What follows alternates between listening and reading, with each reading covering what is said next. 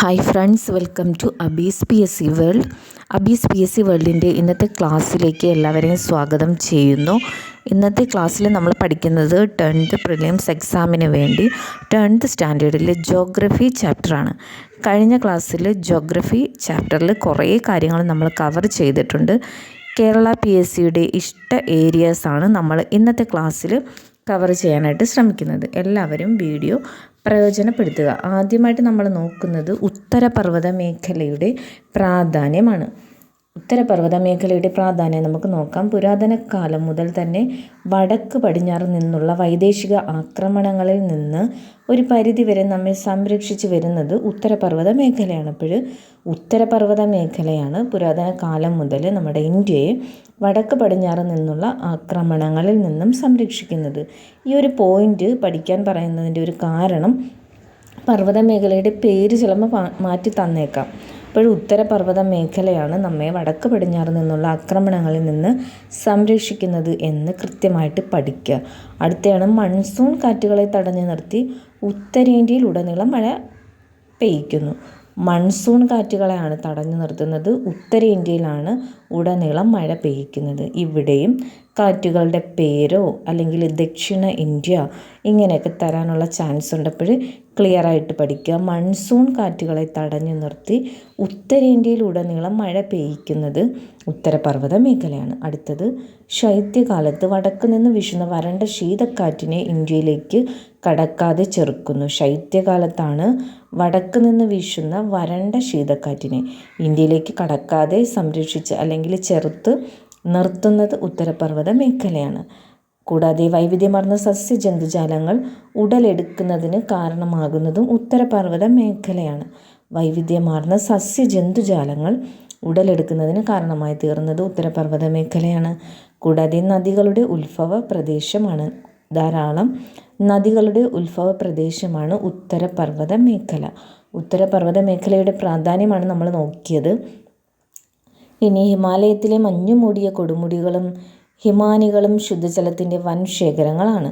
ഈ മഞ്ഞുപാളികൾ ഉരുകി രൂപം കൊള്ളുന്ന നീർച്ചാലുകൾ ചേർന്ന് അനേകം മഹാനദികൾ ജന്മമെടുക്കുന്നു. ഇവ ഹിമാലയൻ നദികൾ എന്നറിയപ്പെടുന്നു. ഹിമാലയൻ നദികൾ എന്താണെന്നാണ് നമ്മൾ നോക്കിയത്.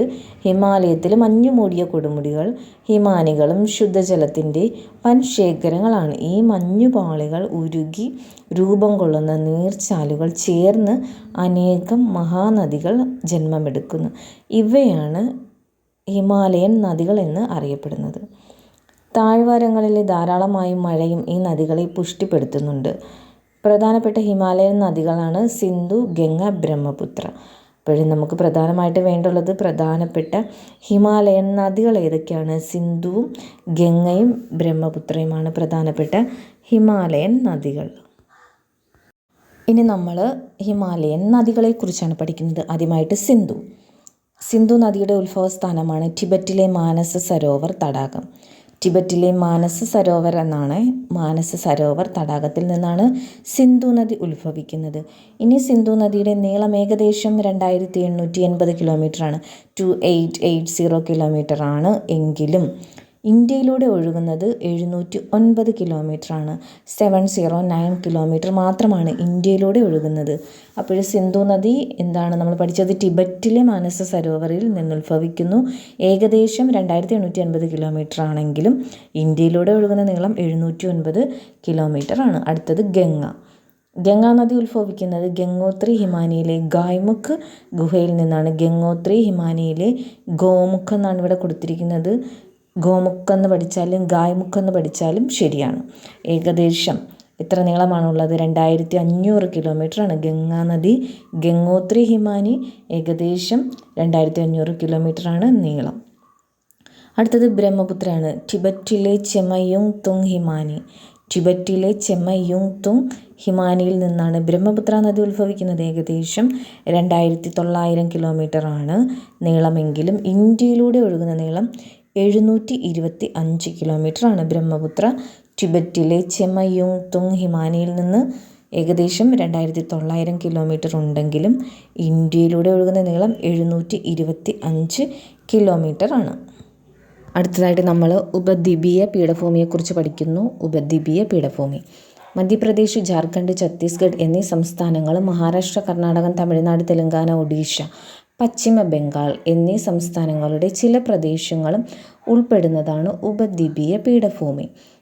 മധ്യപ്രദേശ്, ജാർഖണ്ഡ്, ഛത്തീസ്ഗഡ് കൂടാതെ മഹാരാഷ്ട്ര, കർണാടകം, തമിഴ്നാട്, തെലങ്കാന, ഒഡീഷ, പശ്ചിമ ബംഗാൾ ഇത്രയും സ്റ്റേറ്റുകളാണ് ഉപദ്വീപീയ പീഠഭൂമിയുടെ ഭാഗമായിട്ട് വരുന്നത്.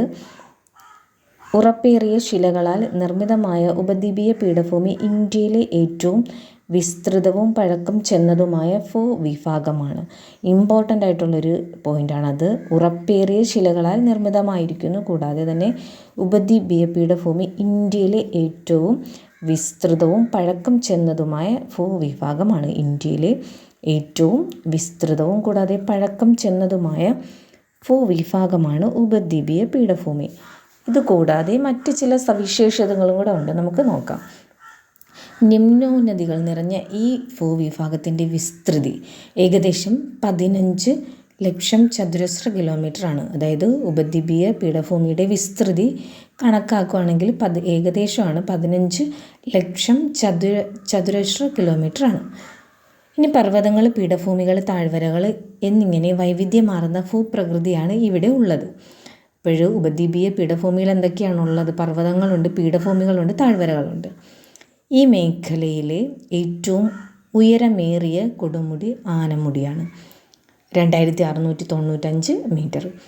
ഈ ഒരു പോയിൻ്റ് വളരെ പ്രധാനപ്പെട്ടതാണ്. PSC പലതവണ ചോദിച്ചിട്ടുള്ളൊരു ചോദ്യമാണ്. ഏതാ? ഉപദ്വീപീയ പീഠഭൂമിയിലെ ഏറ്റവും ഉയരമേറിയ കൊടുമുടി ഏതാണെന്ന് ചോദിച്ചിട്ടുണ്ട്. ഇനി ചോദിക്കുകയാണെങ്കിൽ എന്തെഴുതണം? ആനമുടിയാണ്. ആനമുടിയുടെ ഉയരം കൊടുത്തിട്ടുണ്ട്, 2695 മീറ്ററാണ്. ഉപദ്വീപീയ പീഠഭൂമിയിലെ ഏറ്റവും ഉയരമേറിയ കൊടുമുടിയാണ് ആനമുടി. ഇത് കേരളത്തിലെ ഇടുക്കി ജില്ലയിലാണ് സ്ഥിതി ചെയ്യുന്നത്. അപ്പോൾ ആനമുടി ഏത് ജില്ലയാണ്? ഇടുക്കിയാണ്. ഇടുക്കി.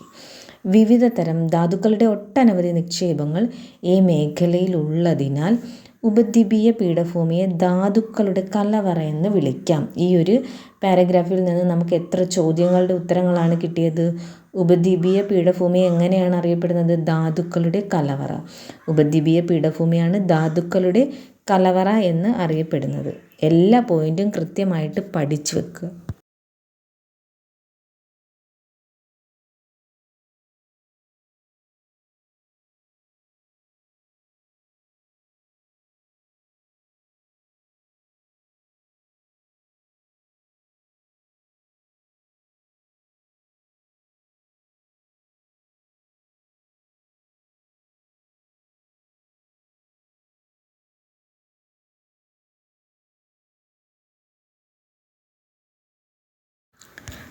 ബസാൾട്ട് എന്ന ആഗ്നേയശിലകളാൽ നിർമ്മിതമായ പീഠഭൂമിയാണിത്.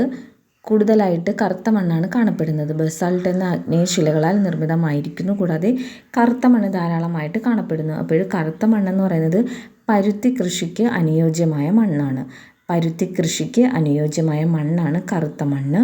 അതുകൊണ്ട് ഈ മണ്ണിനെ കറുത്ത പരുത്തി മണ്ണ് എന്നും അറിയപ്പെടുന്നുണ്ട്. ഏത് മണ്ണിനെയാണ്? കറുത്ത മണ്ണിനെ കറുത്ത പരുത്തി മണ്ണ് എന്ന് അറിയപ്പെടുന്നു. ഉപദ്വീപീയ പീഠഭൂമി പ്രദേശങ്ങളിൽ ചെമ്മണ്ണും ധാരാളമായി കാണപ്പെടുന്നു. ഉപദ്വീപീയ പീഠഭൂമിയിൽ ധാരാളമായിട്ട് എന്തും കാണപ്പെടുന്നുണ്ട്? ചെമ്മണ്ണും കാണപ്പെടുന്നുണ്ട്. താരതമ്യേന ഫലഭൂയിഷ്ടി കുറവായ ഈ മണ്ണിലെ ഇരുമ്പിൻ്റെ അംശം ഇതിന് ചുവപ്പ് നിറം നൽകുന്നു. അപ്പോൾ എന്താണ് പറഞ്ഞത്? ഇരുമ്പിൻ്റെ അംശം കൂടുതലുള്ളതിനാലാണ് മണ്ണിന് ചുവപ്പ് നിറം നൽകുന്നത്. മൺസൂൺ മഴയും ഇവിടെ ഇടവിട്ടുള്ള വേനൽക്കാലവും മാറി മാറി അനുഭവപ്പെടുന്ന പ്രദേശങ്ങളിൽ ലാറ്ററൈറ്റ് മണ്ണ് രൂപപ്പെടുന്നു. അപ്പോൾ ലാറ്ററൈറ്റ് മണ്ണ് രൂപപ്പെടുന്നത് എവിടെയാണ്? മൺസൂൺ മഴയും ഇടവിട്ടുള്ള വേനൽക്കാലവും മാറി മാറി അനുഭവപ്പെടുന്ന പ്രദേശങ്ങളിലാണ് ലാറ്ററൈറ്റ് മണ്ണ് രൂപപ്പെടുന്നത്. ഉപദ്വീപീയ പീഠഭൂമി അനേകം നദികളുടെ ഉത്ഭവ പ്രദേശം കൂടിയാണ്. ഇതൊന്നും കൂടാതെ ഉപദ്വീപീയ പീഠഭൂമി എന്ന് പറയുന്നത് അനേകം നദികളുടെ ഉത്ഭവ പ്രദേശം കൂടിയാണ്. ഈ ഒരു പാരഗ്രാഫിൽ നിന്ന് നമ്മൾ നോക്കിയത് ഉപദ്വീപീയ പീഠഭൂമിയുടെ തെക്ക് ഭാഗം എന്താണ്? ഡെക്കാൻ പീഠഭൂമിയാണ്. പിന്നീട് നമ്മൾ ബസാൾട്ട് എന്ന ആഗ്നേയശിലകളാൽ നിർമ്മിതമാണെന്ന് പഠിച്ചു. കൂടാതെ കറുത്ത മണ്ണ് ധാരാളമായി കാണപ്പെടുന്നുണ്ട്. ഈ കറുത്ത മണ്ണെന്ന് പറയുന്നത് പരുത്തി കൃഷിക്ക് ഉപയോഗപ്രദമാണ്. കൂടാതെ നമ്മൾ പഠിച്ചത് എന്തായിരുന്നു? ഫലഭൂയിഷ്ടി കുറവായ ഒരു മണ്ണ്, അതിന് ചുവന്ന നിറം നൽകുന്ന എന്തായിരുന്നു? ഇരുമ്പിൻ്റെ അംശമാണെന്ന് പറഞ്ഞു. പിന്നെ കൂടാതെ ലാറ്ററൈറ്റ് മണ്ണ് എങ്ങനെയാണ് രൂപപ്പെടുന്നത്? മൺസൂൺ മഴയും ഇടവിട്ടുള്ള വേനൽക്കാലവും കൂടിയാണ് ലാറ്ററൈറ്റ് മണ്ണ് രൂപപ്പെടാൻ കാരണമാകുന്നത്. അതുകൂടാതെ അവസാനത്തെ പോയിന്റ് പഠിച്ചത് ഉപദ്വീപീയ പീഠഭൂമിയിൽ അനേകം നദികളുടെ ഉത്ഭവം നടക്കുന്നുണ്ട് എന്നുള്ളൊരു പോയിന്റ് കൂടിയാണ് നമ്മൾ പഠിച്ചത്. ഇന്നത്തെ ക്ലാസ്സിൽ നമ്മൾ ഇത്രയും കാര്യങ്ങളാണ് പഠിക്കുന്നത്. ഇനിയൊരു വീഡിയോയും കൂടെ ഉണ്ടായിരിക്കും. കാരണം നമുക്ക് കിഴക്കൻ തീരസമതലം, പടിഞ്ഞാറൻ തീരസമതലം അങ്ങനെ തുടങ്ങി കുറച്ച് ഇമ്പോർട്ടൻ്റ് ആയിട്ടുള്ള പോയിൻറ്സും കൂടെ കവർ ചെയ്യേണ്ടതുണ്ട്. അപ്പോൾ ഇന്നത്തെ ക്ലാസ് എല്ലാവർക്കും ഇഷ്ടമായി എന്ന് കരുതുന്നു. ഇഷ്ടമായെങ്കിൽ ലൈക്ക് ചെയ്യാൻ മറക്കാതിരിക്കുക. നമുക്ക് മറ്റൊരു പുതിയ വീഡിയോയിൽ വീണ്ടും കാണാം.